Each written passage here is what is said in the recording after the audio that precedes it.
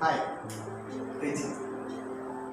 നമ്മുടെ ജീവിതത്തിൽ ഒരുപാട് സുഹൃത്തുക്കളുണ്ടാവും, അതുപോലെ തന്നെ ശത്രുക്കളും ഉണ്ടാവും. അങ്ങനെയുള്ള ശത്രുക്കളെ നമുക്ക് മിത്രങ്ങളാക്കാൻ കഴിയും. അതെങ്ങനെയെന്നാൽ വിടിയുന്നതല്ല. ശത്രുക്കൾ പലതരത്തിലുണ്ട്. അതായത് ഒരു തെറ്റിദ്ധാരണ മൂലം ശത്രുക്കളായതുണ്ട്.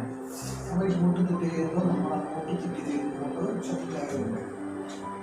നമ്മൾ അകലം പാലിക്കുന്ന കുറച്ച് വ്യക്തികൾ അവരുടെ ലിസ്റ്റ് എടുക്കുക. നമുക്ക് അറിവുള്ളവർ മാത്രമാണ്, നമുക്ക് അറിയാത്ത ശത്രുക്കൾ ഒരുപാട് പേര് ഉണ്ടാവും. അവർ ചെയ്യുന്നതാണ്. ആ ലിസ്റ്റ് എടുത്തു കഴിഞ്ഞാൽ അതിൽ ഒരു 50 പേരുടെ മുകളിലുണ്ടെങ്കിൽ നിങ്ങൾ അവരെ മിത്രങ്ങളാക്കിയിട്ട് സമൂഹം അതിക്രമിച്ച് കഴിഞ്ഞു. അവരെ മിത്രങ്ങളാക്കാനുള്ള വഴി എന്താണെന്ന് സംശയമുള്ളവർ ഈ ലിസ്റ്റ്, ഈ 50 പേരുടെ ലിസ്റ്റ്, അതിൽ നിങ്ങൾ തെറ്റ് ചെയ്ത, അതായത് നിങ്ങൾ അങ്ങോട്ട് തെറ്റ് ചെയ്തതുകൊണ്ട് ശത്രുക്കളായി മാറിയവരെ ഒരു ലിസ്റ്റ് തയ്യാറാക്കുക. അതിൽ തെറ്റിദ്ധാരണ മൂലം ഉണ്ടായ ശത്രുത, അതിന് ലിസ്റ്റ് തയ്യാറാക്കുക. നിങ്ങൾ ആദ്യം ചെയ്യേണ്ടത് ഈ തെറ്റിദ്ധാരണ മൂലം ഉണ്ടായ ശത്രുത അവസാനിപ്പിക്കുക.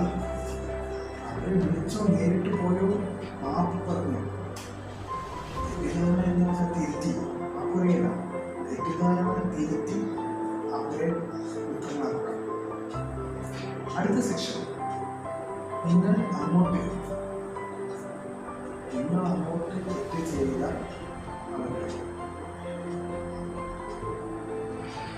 അവരുടെ പോയി മാപ്പ് പറയുക. വാട്സാപ്പിലോ മെസ്സഞ്ചറിലോ നിങ്ങളുടെ ഒരു ഹായ് മാത്രം പോകും.